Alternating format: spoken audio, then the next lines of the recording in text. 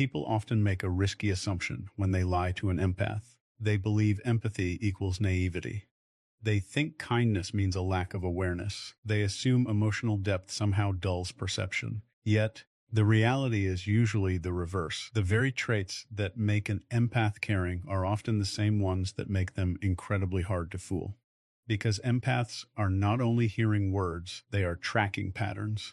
They are reading emotional cues that most people miss. They notice the pause before a reply, the strained smile that appears a moment too late, the change in tone when certain topics arise, the mismatch between what someone says and what their body seems to express. And this is where intuition is often misunderstood. Many believe intuition is mystical, unclear, or illogical. But much of what we call intuition is actually pattern recognition working beneath conscious awareness. An empath may not immediately accuse you of lying. In fact, they usually won't. But they feel a disturbance. Something doesn't fit. And that inner signal remains even when they try to ignore it. And psychologists have long known that communication operates on multiple levels. Words convey one layer. Behavior reveals another. Emotional alignment or misalignment exposes a third. Empaths are especially sensitive to misalignment. They can detect when someone's words are trying to outrun their truth. And this creates a challenge for the deceiver because lies often depend on managing appearances. They rely on controlling what is visible. But empaths do not exist only at the surface. They focus on what seeps through. A manipulative individual may believe they have concealed the truth because their explanation sounds believable. But the empath is noticing something entirely different. Why did your energy change when that topic appeared? Why did your confidence shift into defensiveness? Why did your explanation become excessive? Why does your apology feel practiced rather than genuine? These are not random feelings. These are observations. And there is something even deeper.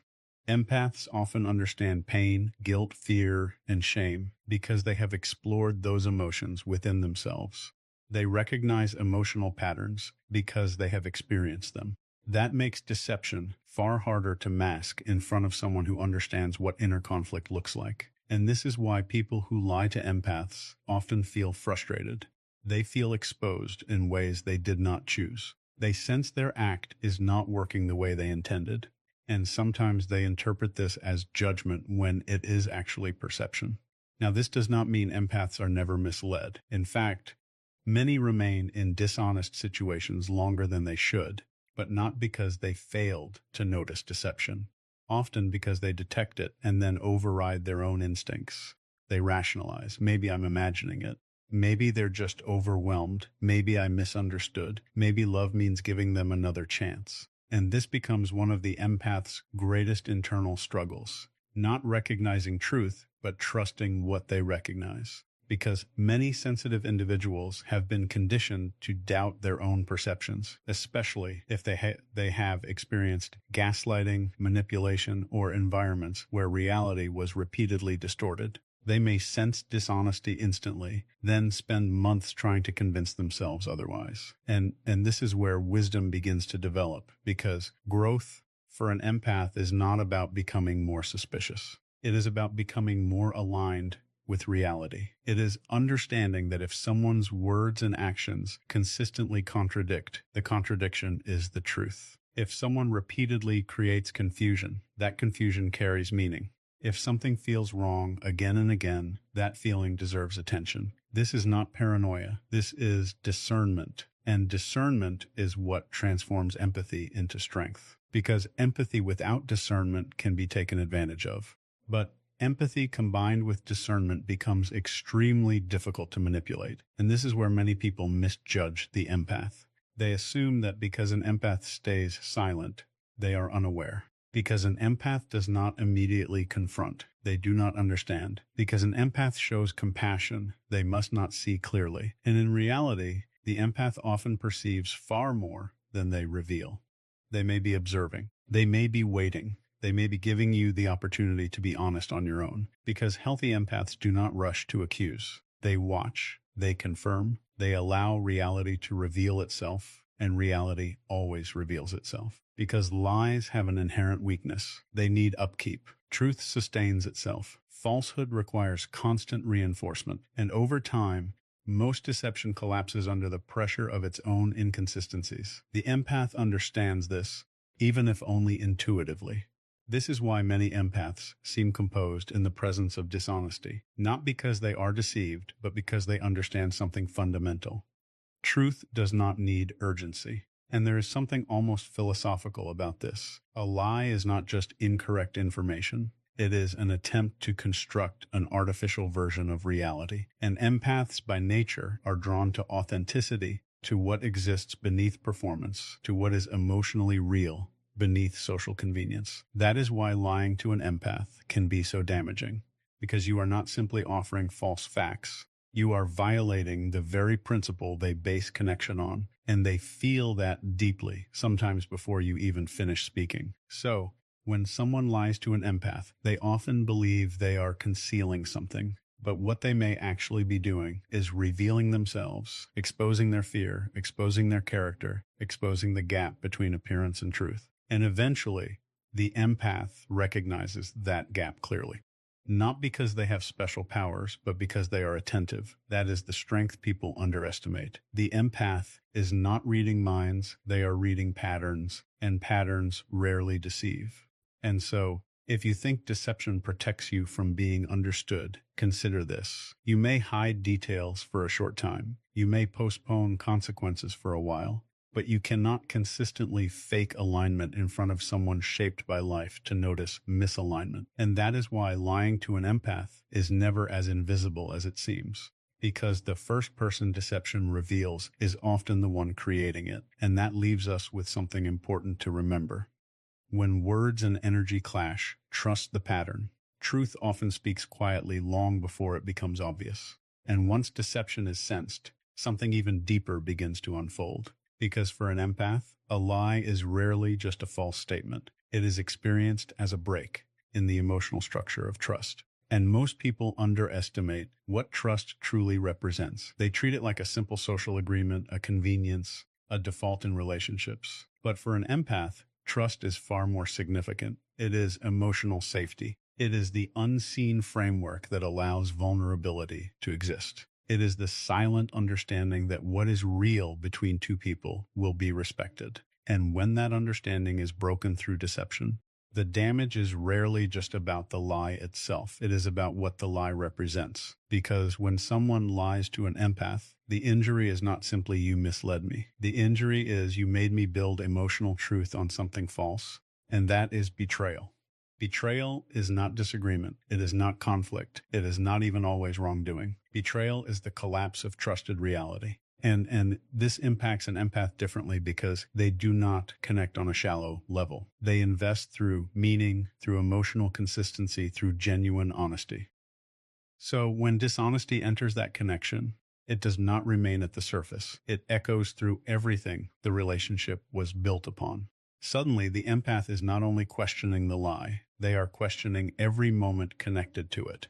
Was that apology genuine? Was that promise real? Were those words ever true? Was I loved sincerely, or was I being managed? And this is where one lie becomes a psychologically greater than the event itself. Because deception does something deeply disruptive to the mind. It creates doubt about the past. It causes previous experiences to feel unstable. And when the past feels unstable, the nervous system does not interpret that as a small issue. It reads it as danger. This is why betrayal often feels traumatic, because in many cases it is. The brain processes relational betrayal in ways strikingly similar to other forms of emotional harm. There is heightened alertness, overthinking, repetitive thought cycles, and difficulty trusting one's own perception. And for clear's throat, an empath, someone already attuned to emotional undercurrents, this can cut incredibly deep, because what they offered was not casual trust. It was genuine trust, and sincerity when broken often turns into pain. Now, this is where many people completely misread the empath. They assume the empath is hurt because they are overly emotional, too sensitive, too attached,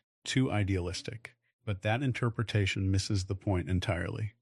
The empath is hurt because they valued truth, because they believed honesty mattered, because they approached the relationship as something meaningful enough to deserve integrity. And that is not weakness, that is moral depth.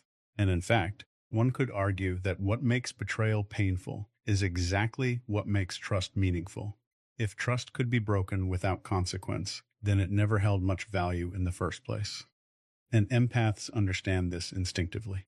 That is why even seemingly small lies can carry significant weight, because an empath is rarely measuring the size of the lie. They are measuring what it reveals about character. And this is a distinction many people fail to grasp until it is too late. You may think the issue was the concealed truth, but the real issue is what hiding it communicated, that you chose control over honesty, image over intimacy, self-protection over truth. And that changes how that empath perceives you, sometimes permanently, because once deception is revealed, something shifts. The empath may still care, may still love, may still try to understand, but innocence begins to fade. And innocence, once lost, is difficult to regain. And this is why repeated dishonesty creates such deep consequences with empaths. Not because they react with dramatic anger, but because they begin to withdraw trust at the level where relationships truly exist. And when trust withdraws, connection becomes performance. Conversations become guarded. Vulnerability becomes limited. Presence becomes cautious. The relationship may appear unchanged on the outside, while internally it has already started to collapse. And often the person who deceived does not even realize this is happening, because they believe betrayal is only visible when someone leaves. But often, betrayal becomes visible long before departure. It shows up in emotional distance, in silence, in reduced openness, in the gradual closing of access, because an empath, once hurt deeply enough, does not always explode. Sometimes they simply stop opening doors. And in that may be the greater consequence, because anger can still be relational. Anger still engages. Silence born from broken trust is something entirely different. It is disengagement, and that is far harder to repair. Now, there is a deeper truth worth considering. Every lie attempts to control perception, but every act of trust is an offering of reality. And when you betray trust, you are not just distorting perception, you are dishonoring that offering. That is why betrayal carries such weight. It violates something essential that human beings need to thrive together. And empaths, perhaps more than most, feel this at a profound level, because they do not simply seek connection, they seek alignment, and deception destroys alignment. And this is why lying to an empath often creates a consequence the deceiver never intended. It does not just expose dishonesty, it teaches the empath where not to invest their heart again. And once that lesson is learned, access changes, sometimes permanently. So if someone trusts you deeply, if they offer honesty, emotional safety, vulnerability, understand the responsibility within that. Do not treat their trust as something strong enough to survive repeated damage, because trust is rarely destroyed in one dramatic moment. It erodes through repeated violations, and what erodes slowly often disappears quietly, and silence can be the final sign that betrayal has already taken its toll. And this is why lying to an empath is such a serious mistake, because what you believe is hidden may become the very thing that reveals you as unsafe. And once snorts, someone sees you as unsafe. Persuasion rarely restores what integrity could have protected, because trust is not repaired through explanations. It is repaired through consistent truth, patiently over time. And many people only understand of honesty after they have lost someone who valued it. But by then, the lesson has already turned into consequence. And that leaves us with something worth remembering. A lie does not only distort facts, it damages the reality two people were trying to build. And once that reality breaks, rebuilding it costs far more than telling the truth ever would. And after betrayal has been recognized, after the patterns have become undeniable, after trust has been broken, after the empath has struggled internally with doubt, forgiveness, rationalization, and painful clarity, something begins to change. Not suddenly at first, but quietly, almost unnoticed. And this is where those who underestimated an empath often make their biggest mistake. They assume the empath will continue explaining, continue confronting, continue offering chances, continue returning to negotiate what should never have needed negotiation in the first place. But there comes a moment when awareness solidifies into decision. And when that happens, the empath's silence becomes one of the most misunderstood forms of power. And because silence in this context is not passive, it is not confusion, it is not surrender, it is resolution. And there is a profound psychological shift within that moment. Before this stage, the empath may have invested immense energy trying to preserve the connection, trying to understand the other person's motives, trying to repair what honesty could have prevented, trying to save the relationship through communication. And this is important to understand. Empaths rarely walk away at the first sign of betrayal. They often stay much longer than people realize, not because they are weak, but because they believe in healing, because they tend to see wounds beneath harmful behavior, because they interpret brokenness before malice, and because they do not easily abandon what they care about. But endurance has limits, and once those limits are reached, the same person who once fought hardest for the relationship may become the one who leaves most decisively. This is the part many manipulators fail to anticipate because they mistake patience for dependence, compassion for tolerance, understanding for permission, and those are dangerous misinterpretations because what appeared to be endless accommodation was often intentional grace. And grace, once exhausted, does not always announce itself. Sometimes it becomes silence, and silence is powerful because it signals something essential. The empath is no longer trying to persuade you to be honest. They have accepted what you have shown, and acceptance changes behavior. And there is no more arguing because arguing assumes the other person is open to truth. There is no more over-explaining because over-explaining often comes from hoping misunderstanding is the issue. There is no more emotional chasing because pursuit ends when reality becomes clear. And suddenly, the energy that once flowed outward toward fixing, saving, and understanding turns inward toward boundaries, toward dignity, toward self-respect. And this is where silence stops being absence and becomes authority, because the empath is no longer reacting to deception. They are responding to truth, and truth simplifies everything. And from a psychological perspective, this shift is powerful because manipulators often depend on emotional engagement. Conflict sustains them. Defensiveness sustains them. Repeated, clear-throat explanations sustain them. Your need for closure sustains them. But silence removes participation, and when participation is removed, the dynamic begins to collapse, because many unhealthy relational patterns require your continued emotional involvement to survive. Silence disrupts that system, and that is why it feels so powerful. Not because silence is punishment, but because it is non-cooperation with distortion. It is a refusal to keep negotiating with what has already been made clear. And there is something deeply philosophical in this. At a certain point, wisdom is knowing when further conversation serves truth and when it only extends confusion. That distinction can change everything, because many people believe strength lies in saying more, explaining better, making one final point that forces understanding. But often true strength appears when explanation ends, because you no longer need your reality validated by someone committed to denying it. And that is freedom. And this is the realization many empaths eventually reach. I do not need to keep proving what I know. I do not need to beg for honesty from someone choosing deception. I do not need to reopen wounds, searching for closure from the source of pain.